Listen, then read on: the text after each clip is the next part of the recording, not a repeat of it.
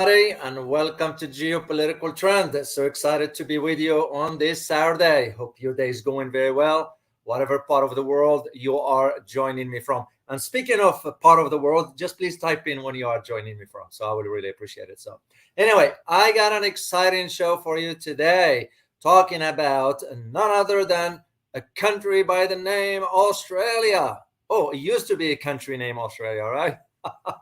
you know, all joking aside, we're talking about the new US warship that has been ushered into service in Sydney.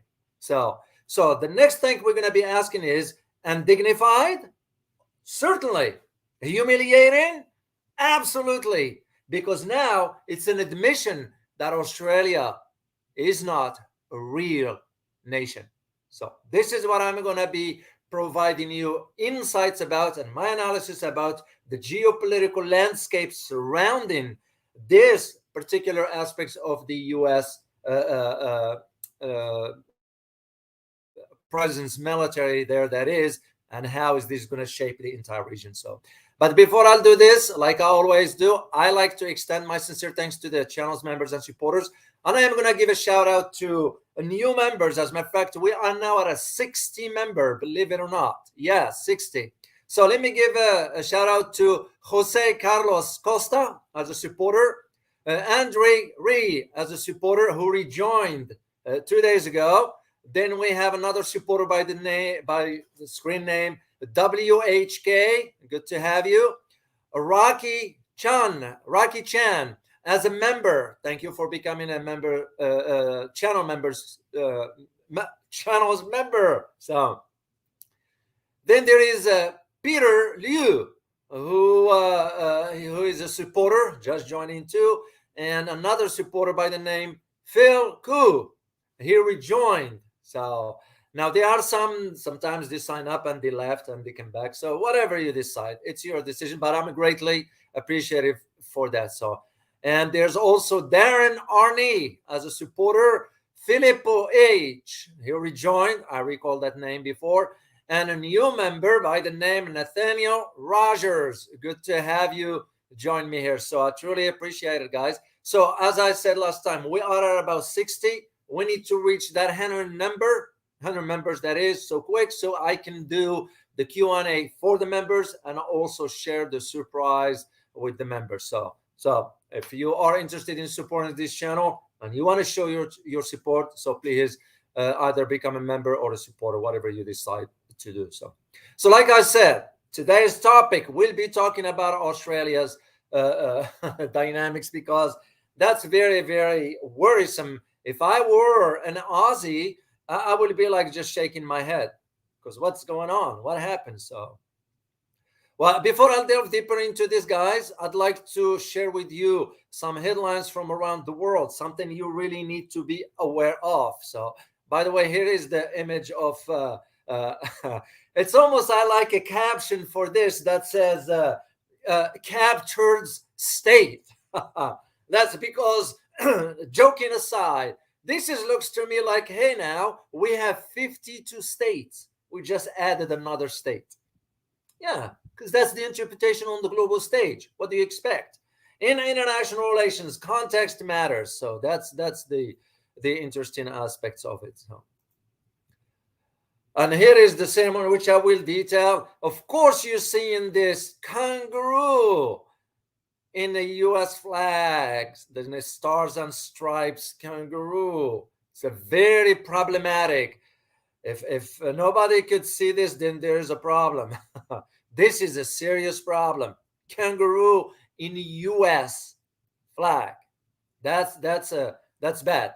Very, very, very bad. So, all right, let me share some headlines with you quickly here. Then I'll dive into our topic. So, first, I want to start with the show of this new missile from North Korea.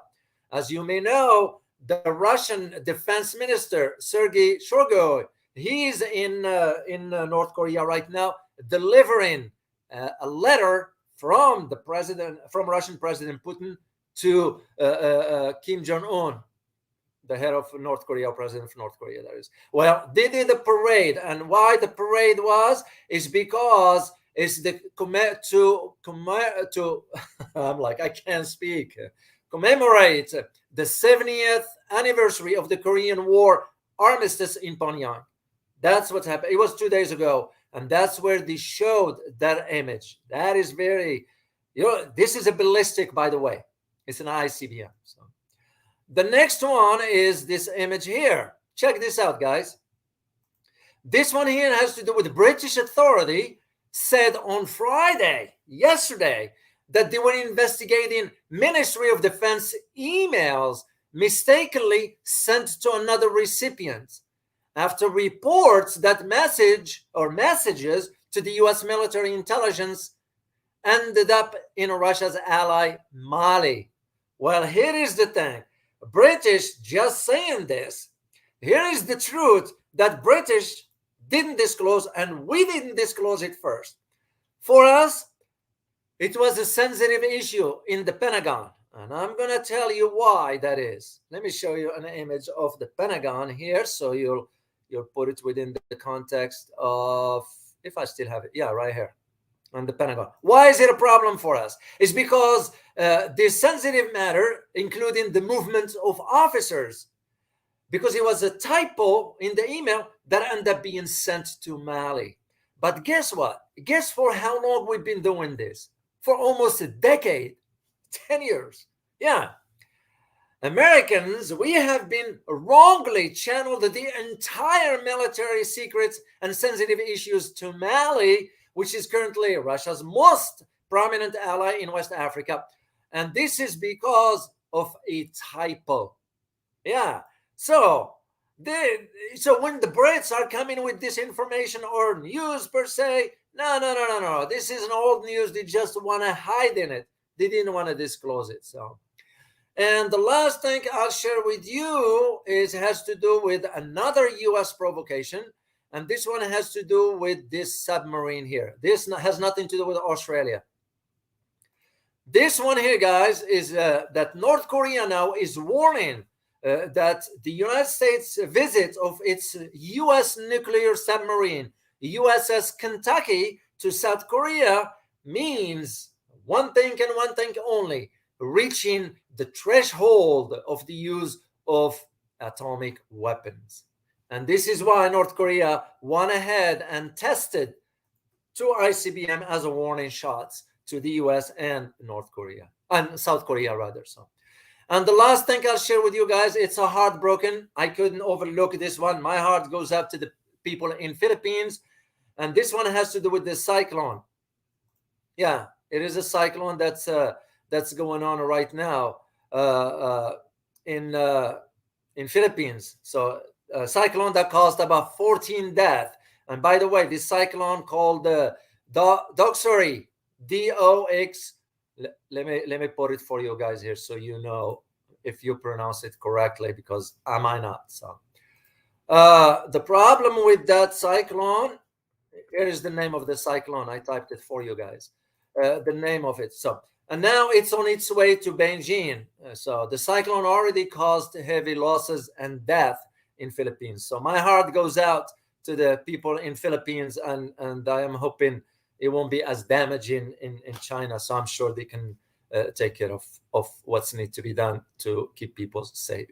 So, all right, guys, let's talk about our topic. And by the way, guys, I hope you find the conversation I had yesterday with my guest, Parveen, a very, very interesting, very, very wonderful guy. So I enjoyed having a conversation with him. He's pragmatic and objective, so you will think Indian government could benefit from somebody like him. So, and I will have him back on the show at some point in time soon. So, all right, let's start. Let's dig into our own topic here. Well, what are we talking about? We're talking about the deployment now, the official. Yeah, it's the official. What's the word then? U.S. warship that is now officially in Sydney. And as I said, the problem with this is this image. This is where the big problem is. And that's basically the signal it's sending is you got no sovereignty. we got you. That's why I said on that image here, guys, if you are to capture or to put a caption on it, what would you put? For me, I would put captured state, because that's it. The Prime Minister Albo is so weak beyond belief. As a matter of fact, majority of the last ones, for the last 3 or 4, to my knowledge, based on what I read and the conversation that I had with people from Australia, they are longing for somebody like Paul Keaton, somebody who is objective, somebody who's rational, somebody who thinks of the welfare of Australia. So for the new PMs, the recent ones, they are say it straightforward, they are puppets, no more, no less. So, but I find myself having to go back in history. Like I always say, I'm a student of history. I have to go back to 1984. What happened in 1984?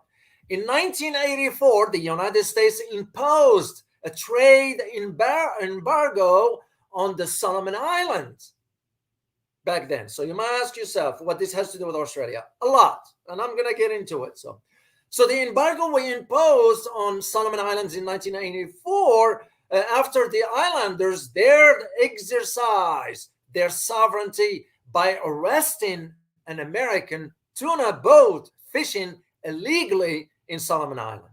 So basically, they arrested the crew of the boat that illegally on the territory, the waters of Solomon Island. And when Solomon Island arrested them, we sanctioned them for exercising their right.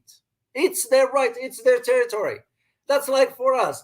If a boat will come to the Gulf of Florida or Gulf of Mexico right here, or San Diego, whatever, and we arrest the boat, and that country, whatever the boat belonged to, end up sanctioning the U.S. That's exactly what we did.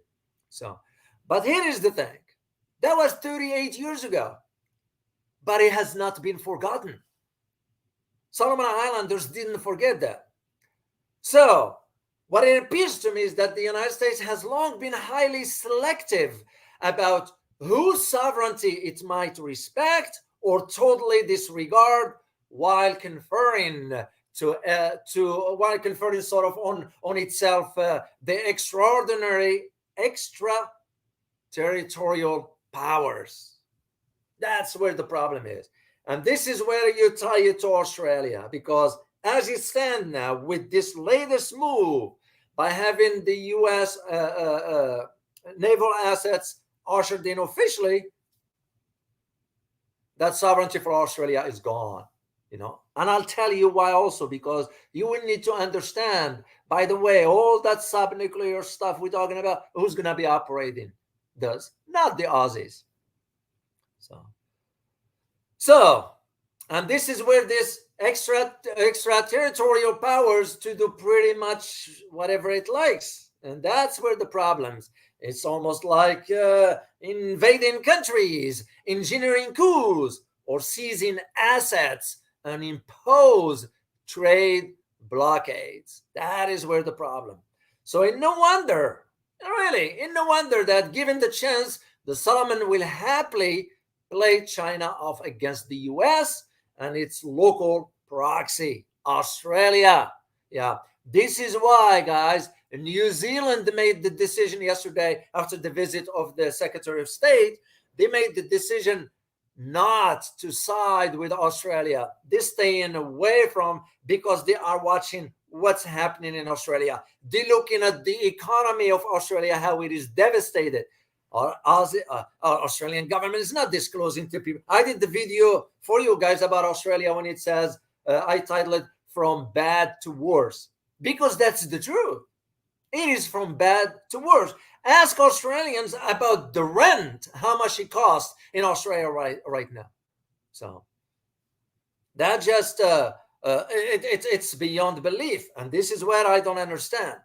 As a matter of fact, it was the article written by John Minado. Let me put a link for you guys for this article. It's worth reading. Get a chance. If you get a chance to read it, here's the article for you.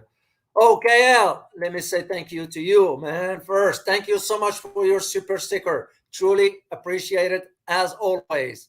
I truly appreciate your support.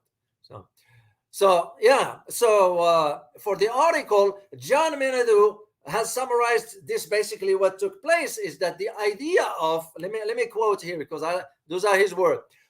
This is quote: "We have committed ourselves to high-end war fighting and a combined military operations and unfettered access for U.S. forces and platforms in northern and western Australia." End of quote.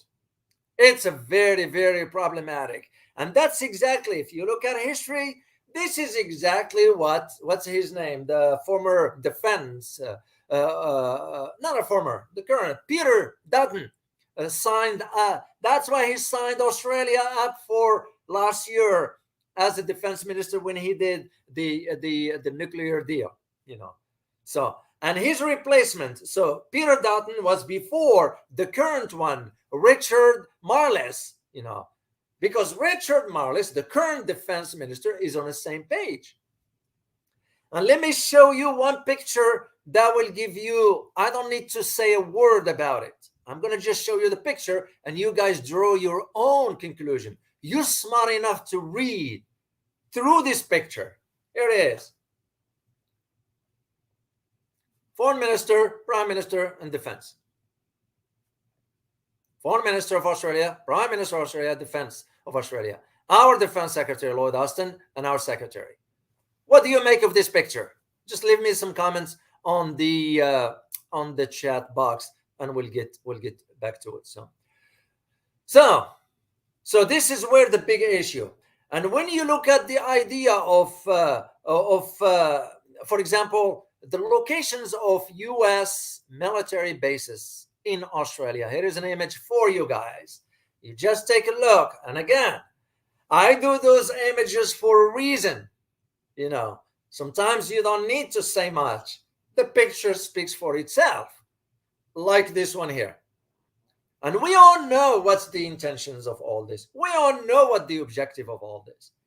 And this is why I remember reading a communique from the current foreign minister of China, who's been, by the way, reappointed to the position, Mr. Wang Yi. And he said in something, and I'm paraphrasing here, and he was right. You know, he said, here is what's very fascinating and interesting at the same time, and mind-boggling at the same time also.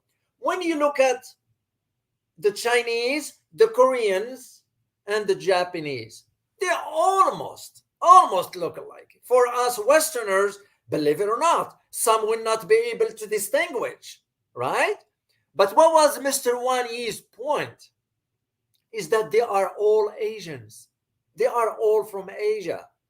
So his argument was, how come now South Korea and Japan gave that up all the way to the US? You know, yeah, I criticize my country for the right reasons. It's because I am a concerned citizen and I'm worrying about where my country is headed. Because the failed policies is what's going to push us over the cliff of no return. Nobody's going to survive. That's why I criticize my country. I hope somebody in Washington is listening or watching, because that's important. You know, to me, a responsible citizen ought to express his or her opinion, you know, in a civilized manner, of course. No need for name calling and all that nonsense.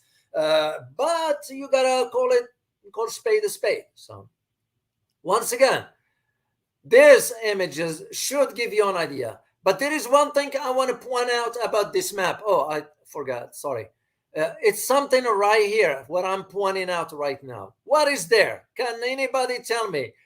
Without saying what it is first, till I see if you guys are aware of it. What is one thing we have? Yes, the American, not the Australians. We have in this particular location I'm pointing at. Let me see if anybody can type it. That will be very interesting to see. It's because it's very, very, very, very crucial for you to know what's in that particular location if you are not familiar. Military, what type? No, I'm looking for Oh, you got it. You got it. You got it. You got it. 1000067. You got it. Pine Gap. It is indeed a Pine Gap. And what you need to know about Pine Gap, here is an image of it. Why Pine Gap is in, what is Pine Gap to begin with? A lot of people do not know. Well, Pine Gap is a satellite surveillance base, an Australian Earth station. Yes, you might hear the term Australian, but I got nothing Australian about it. And I'll tell you why, because I am very familiar with it. It's approximately about 11 miles southwest of the town of Alice Springs in Northern Territory in the center of Australia. That's why I was pointing out to that. So basically, the way it is described to the outside world, it is jointly operated by Australia and the United States. And since 1988, here's the thing. Since 1988, because it's been a long time, it wasn't even known to some. It has been officially called the JDFPG, which is the acronym for the Joint Defense Facility Pine Gap. If you ever hear the term JDFPG, that's the Joint Gap or the Joint Defense Facility Pine Gap. So it was known, here's the thing, as the Defense Space Research Facility. And basically who's in it, without detailing too much, because there are still certain aspects of a Pine Gap that is classified. And as you know by now, guys, you've heard me enough when I give talks and all that. The classified portion, I can discuss it. So the station is partly, this is the key word, partly run by the U.S. Central Intelligence Agency, the CIA. It runs also by the NSA, the National Security Agency. And also there is another entity that it wasn't known much to people. It's called the NRO, which is the National Recon or National Reconnaissance Office, known as NRO. And it is because it is the key. That one has the access to satellites and so forth. And here is the interesting aspect I want you to know about the Pine Gap. There are certain sections inside the Pine Gap that even Aussies nationals who are cleared, who have clearance and all that, cannot even be in that section of the base because that's only for U.S. nationals. So, and I don't know whether Australians know or not. Well, to me, it's a problematic to begin with. You are operating, for example, in my country, and you don't allow the nationals to have access to it. Well, then you need to pack your stuff and get out. But Australia can't say that because it doesn't have the determination and the will to do so. And by the way, there is the unclassified term. So the unclassified, there is a classified term, but I'm going to only share with you the unclassified term for the Pine Gap. And the unclassified term is known, especially when it comes down to, for example, in NSA, we only refer to it as the rainfall. That's it. That's the only way we use it. So that's what's interesting about Pine Gap. And I want you to understand the role of the Pine Gap because it's a major. Pine Gap is not serving Australia. Pine Gap is serving as an eye and an ear on the entire region over there. And of course, the world for that matter, but mainly for theirs.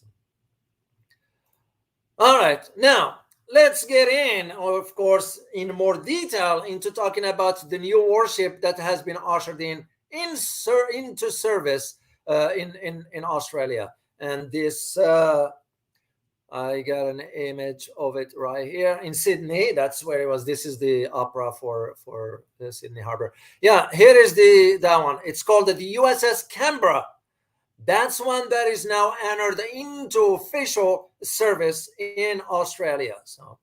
So the ship is called, as I said, the USS Canberra, which is to honor. The reason why they use that term or they pick that term is to use or to honor rather the military union. Always, guys, pay close attention to the wordings. This is the statements emanating from both Washington and Canberra. So it's to honor the union of the United States and Australia. And if that is too subtle, it's too subtle for any Australian for that matter. So for us Americans, some of us might not even know what's going on, or might not even know what Australia is. Sad to say, because some of us are poor in geography and history, and I say it, I don't hold back. But if this is not even subtle for some Australians, it has literal, this is where the issue, it has literally a star-spangled kangaroo. That's why I put this image, for a reason. That is problematic.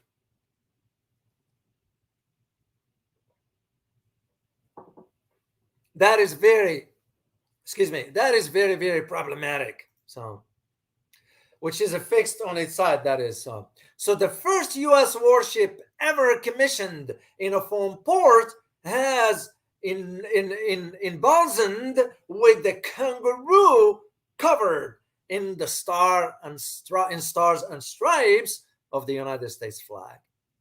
You can read between the lines. You can see that, hey, we now own you. We now captured you. You are under our control from now on. That is the reality of it. So here's the thing. An Australian officer will reportedly always be part of the staff of the ship to further symbolize the holy matrimonial between Australia and the United States, right? But that Australian has no access to the sensitive locations within the sub itself. No matter what you hear. So let me share something here. Where is that image? Because I need to show you an image. Yeah, this one here. And all this gathering and all this has one aim and one aim only, is that U.S. military aid to Taiwan and Australia.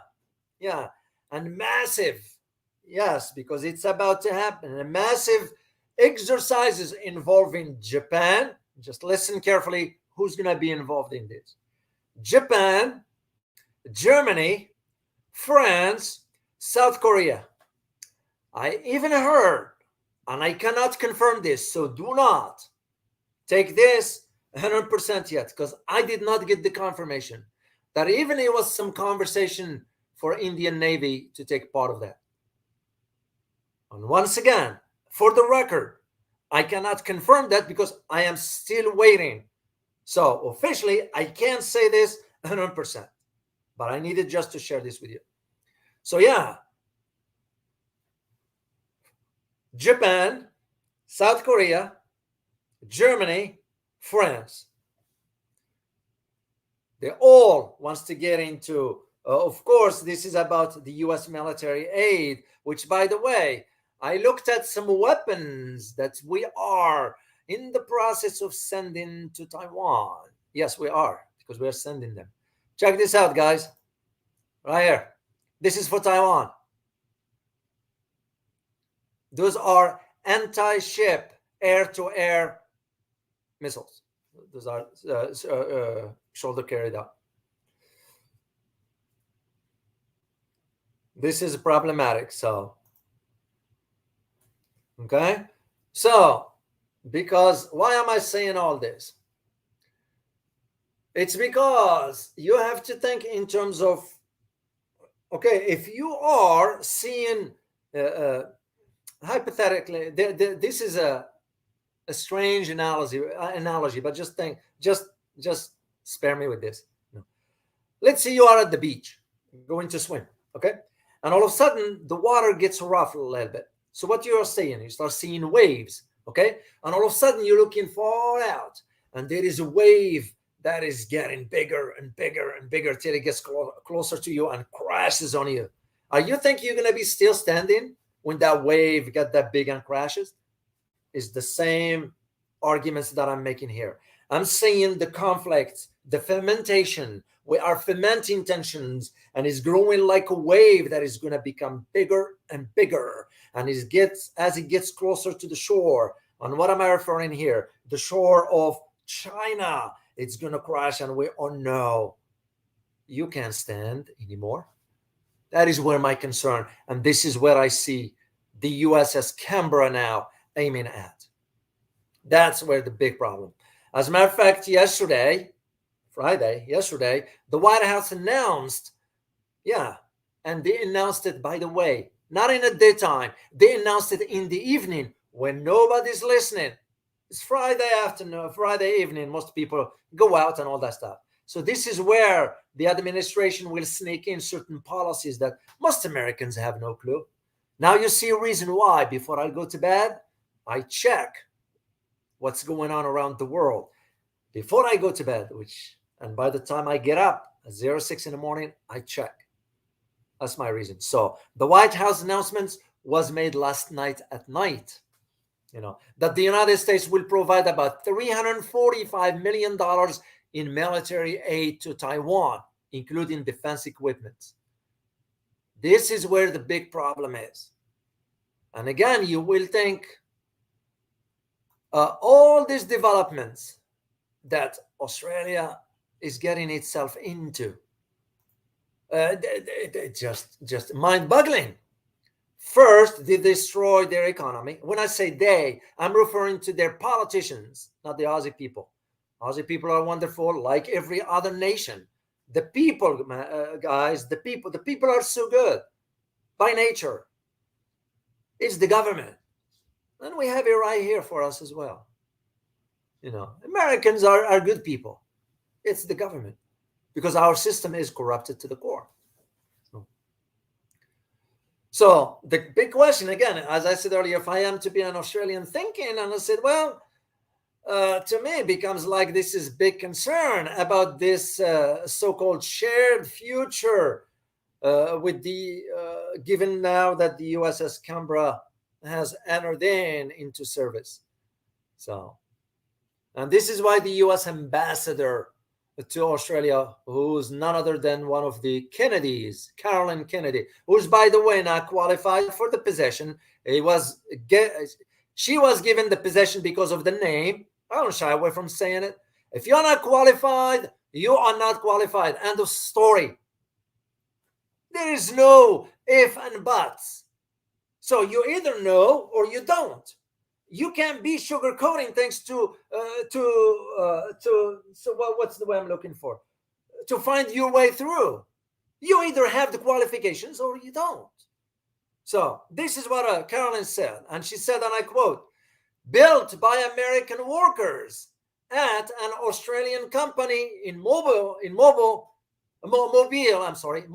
Alabama, her crew will always include a Royal Australian Navy sailor, and from today forward, she will proudly display a star-spangled kangaroo. End of quote. Yeah, so it's kind of like, whoa. And at the same time, it's because she might be right, because her giddy joy over the complete absorption of Australia into the US military apparatus, of course. This is where the problem is. Because that's horrifying. That's a nightmare if I were an Australian. But you have a prime minister, Albo, who is as weak as a noodle. The guy can't stand on his feet to show principles of what statements ought to be. So turning over the sovereignty. As a matter of fact, it was one tweet that I did about 4 weeks ago, 5 weeks ago, whatever. Somebody put it up yesterday. Let me see if I can find it and share it with you guys, because you need to see.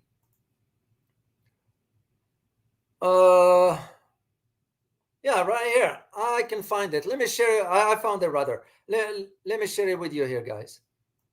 Share screen.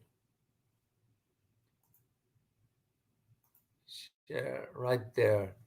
So what it says, the Oualaalou, that's my Twitter username, said, "We're not a sovereign country no more. I reckon we are just a puppet of the US empire. New Zealand has gone the opposite way. We have US troops marching in our capital. We are staffed." That's a tweet. Basically, this individual who shared who put this tweet put the first sentence the last part is his word, but the first one is mine, which confirm I said it before that Australia has no sovereignty. It's no different than Canada, Germany, Japan, South Korea. I am having a question mark about two countries, Philippines and India. I don't shy away from saying the truth. That's where my concern. As a matter of fact, for Canada, I just found out yesterday that Canada, believe it or not, wants to join BRICS with Mexico. If I were to advise BRICS, I would say no. You can't trust. You can't trust Canada government, not people, Canadian government. You can't trust dictator Prime Minister Trudeau. You can't. So the BRICS will have to think very, very hard before allowing countries in. And you all know what I'm referring to here. So to go back to my talk about, it's a horrifying for an Aussie now citizens who's seeing that his country or her country has been absorbed now by the United States. And all this, what is aimed at? Because now Australia will be, again, another front line, a role that it's going to play in Washington's war plans against China. So it's very, very problematic.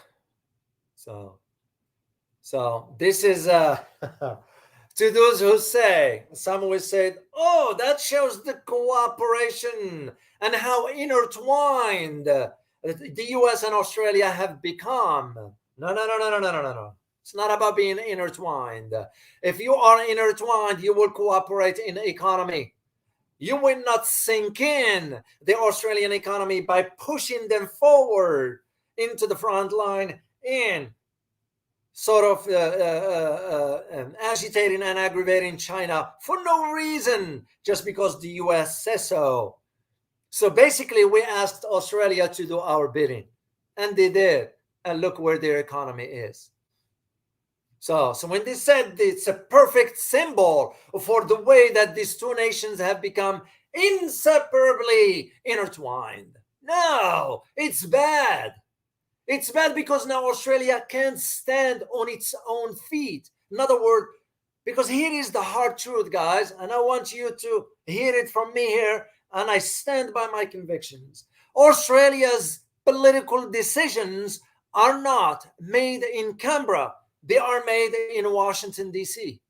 So even for Australia, in case of a war, the decision will be made in Washington, not Canberra. They have no say whatsoever.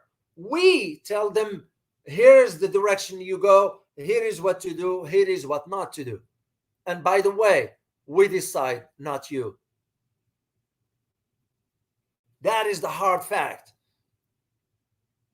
So the next question you're going to ask yourself, well, we all know, I wish I had it separately, the flag of Australia, but I don't. Let's just use this one here. Let's just use the flag right here of Australia. Should we now be saying that maybe we should replace the Star Spangled Banner Kangaroo? Should replace the Australian flag? What do you think? Yeah, you may as well. That's my argument. So the bottom line to it is that Australia is not a sovereign state. As a matter of fact, if you still have to have Australia still having to sort of bow to the British monarchy. It's almost like we're still living in the 19th century, which is pathetic. It's no different than Canada, because if you look at Canadian money, I wish I had a bill, Canadian money. Who's on a picture of it? It was Queen, which is ridiculous. So basically, as a geopolitical analyst, the way I see, and I've always seen this, I used to have colleagues who worked, TDY to Australia for a year or two, whatever that time is, because it was always, some of us who were inside Washington, we always viewed Australia as, yeah, that's our base on the other side of the world. Our base. That's how we always looked at it. So, and this is why it will be fair to say, so Australia now is functioning as a US military and intelligence assets according to US interests, not Australian interests. As a matter of fact, the defense minister, the Australian, that is, Richard Marles, he's agreeing with something like this assessment, that Australia is now functioning as a US military and intelligence asset. So it's when this came across my desk, I couldn't wait to share it with you, because you guys needed to see what's going on with you have to have a better understanding, and I'm still gonna do a video on it because you need to understand all this one here. So okay, I'm gonna have to answer this later. Somebody was calling. So you look at now the issues of even for Aussies, when I used to go to Afghanistan, and some crimes were committed by the military at that time. So that was the whole reason for why Australia now, to me, it's gone. So, and you only think about it this way, guys. 25 years ago, 25 years ago, Australia's economy was doing so well. Australia was getting richer. And I'm seeing the parallel here between Australia and Europe as a whole.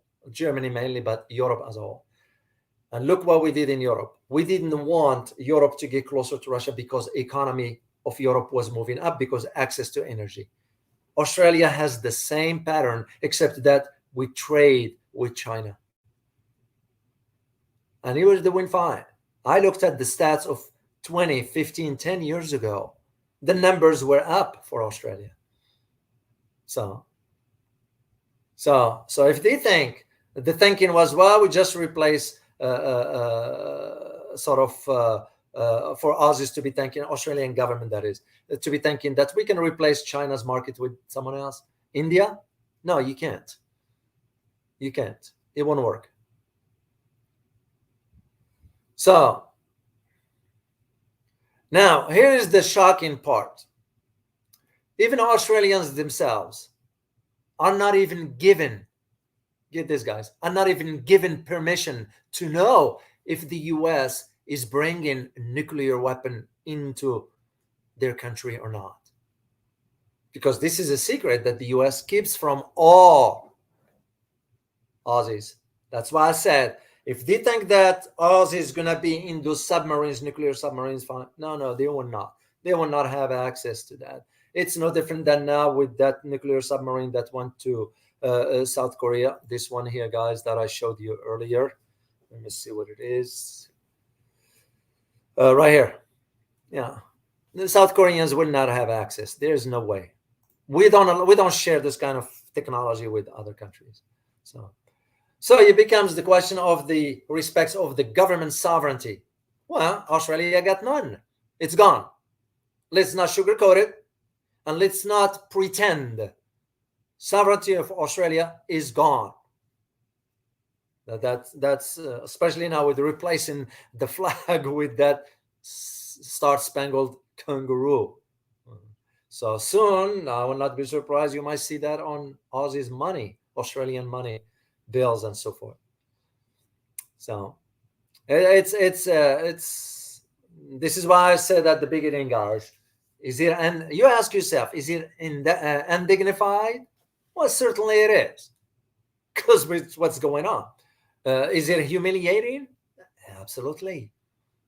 It doesn't take genius to see this, because moving forward, here is my thank to you guys. Moving forward, Australia, when I say Australia, the government, that is, well, Aussies have no say. You look just what took place during the last 2 or 3 years during the medical, without saying the name here, but you all know what I mean. The policies Australia embarked on were draconians. It's almost like, whoa, you never expect this in so-called democracy. So basically what's going to be moving forward is that, like, it's not most likely, it will be that Australia will act as a subservient basement for Australia, for the US. So that's the reality of it. There is no other way of saying it, and straightforward.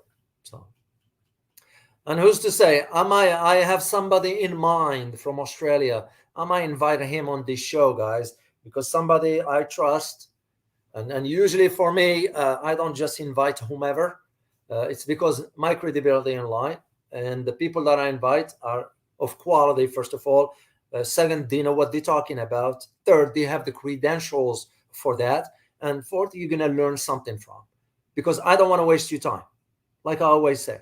It was one of you guys, I wish I kept the comment in front of me, but one of you said, thank you so much, Dr. O. Thank you, Parveen, for time well spent. But yeah, because your time matters to me.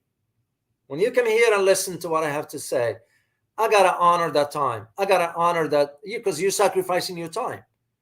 So I got to at least provide something of value to you. I've always said this, guys. It's nothing new. So I might reach out to someone I know and figure out the timing. There are some of you, by the way, suggested some other names, and I do have those names. I put them down, and I will reach out to some of them. One of you guys asked if I could invite Professor Kishore. I did reach out to his office a few months, never heard back. I move on. They're busy, but I'm busy also. And to me, this is my thing. I do not waver from this. Your time is no better than mine. So I like to be fair. And this is why when I reached out to Parveen, right there, it was no this if and buts and all that. He had time, and he said, I'll be happy to come in. End of story. We set up the dates, and I hope you guys enjoyed his conversation. He's a pragmatic guy. So speaking of India, while I'm thinking about it, be on the lookout for a video I'm going to release on Monday. It's an explosive one. Yeah, I came a hold of some information that I decided to make a video for you guys. I know it's going to be some nasty comments about it. I don't care. And to me, it's just how impractical those individuals are. And one of you advised, don't worry about it. Dr. O, don't even respond to this. I give them the courtesy by not ignoring that. But yeah, you're absolutely correct. If it is irrational, I'm not going to waste my time and energy. So, but it will be an explosive video. So be on the lookout for it on Monday. Yeah, it's not going to settle well with the majority in India, but I don't write to meet the sensibilities of people. You all know this by now, guys. So anyway, let me see first where you're joining me from, and I will be happy to answer a question or two. So just to wrap up all this for you guys, to highlight to you.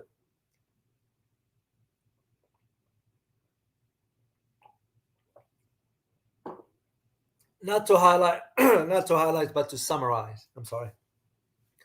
Is that the idea of now? It's almost, I feel comfortable saying it's official. Australia has surrendered its sovereignty. That's it. So despite what you hear, though I was hoping when the PM Albo was elected that he will reverse the policies of his predecessor Scott Morrison, but it turns out to be they both are cut from the same cloth. So two faces of the same coin. I till you have somebody like Paul Keaton. Even some have asking now if Paul Keaton can run again for office. You know, I don't see that happening. It's almost, I feel like the damage has been done. Is you're gonna need to have like a new party. It's no different than us here. Our system is so corrupted. I look at the images now of the individuals in Congress. All of them above 70, 80 years of age. Come on, guys. You need to retire. Why? It's because power has gotten into their heads that they are not even willing to give that up. That's how corrupted they have become. It's because the intentions has never been about serving the people. It was about their ego, political career, and legacy, and so forth. Well, that doesn't make you a good public servant. If we look at how our system has started, it was always those people are serving the community. It's not about their legacy. It's not about their political careers. So, and this is, by the way, guys, I will be doing a course about these details, and I'll let you know when I get closer to having that released. So, all right, let me see where you're joining me from, and I will answer a question or two, and we just go from there. Oh, Vance, I want to say thank you to Vance Cowell. Much appreciate you for your super sticker. It means a lot. Thank you so much. All right, I'm going all the way back and see at the same. Boone is here. Hi, Boone. Good to see you as always. Let me see first of all who are. Asfaria from Bangladesh. Good to have you from here. I have a good friend, by the way, from Bangladesh. Bangladesh is very interesting. And this, by the way, I will be talking briefly in the next coming video about India, about Bangladesh, how Bangladesh is doing better in one area than India. You'll be surprised. So good to have you. Let me see. Yes, indeed, it is embarrassing. Zhu Liang, I hope I pronounce it correctly. It is embarrassing for Australian government, and yet at the same time ruining the lives of Aussies, because I talk to people in Australia where the inflation is, where the cost of things are. The government is lying to them about it.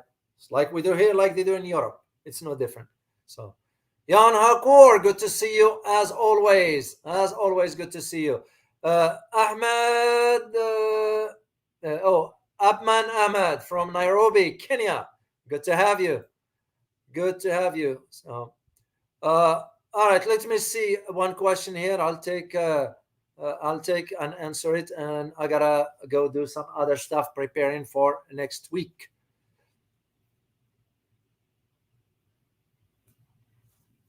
Yeah, and I welcome, by the way, your suggestions for speakers.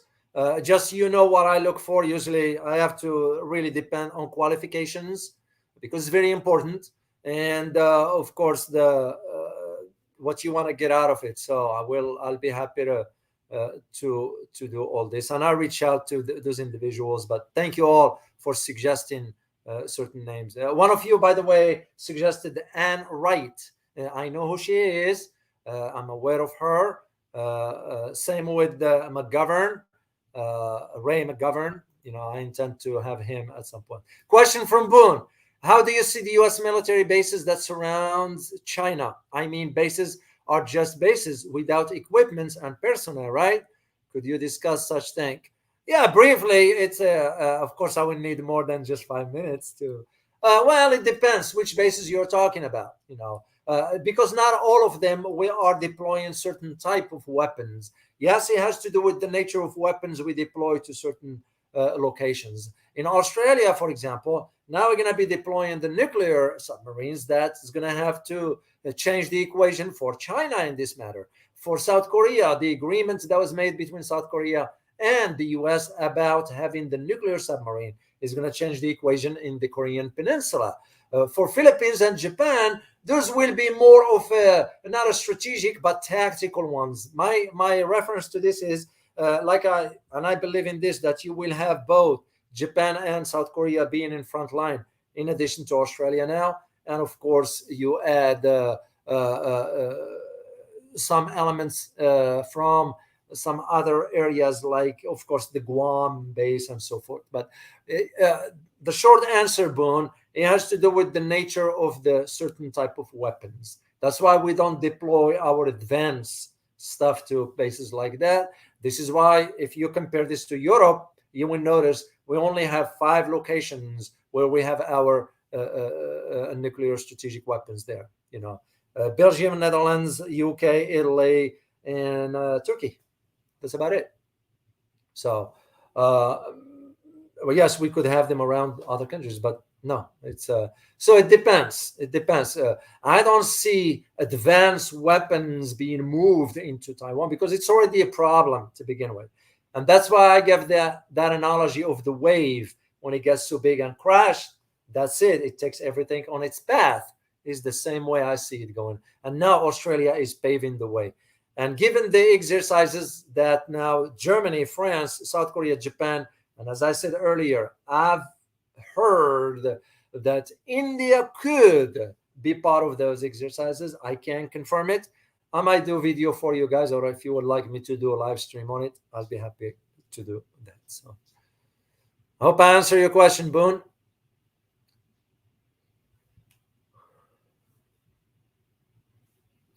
All right. So, well, guys, I hope you find it very, very informative as always, and I look forward to seeing you next time. Remember, I will be on the lookout for this explosive video, and I use the term not as enticements, or I don't do that kind of nonsense. You guys know this. It is explosive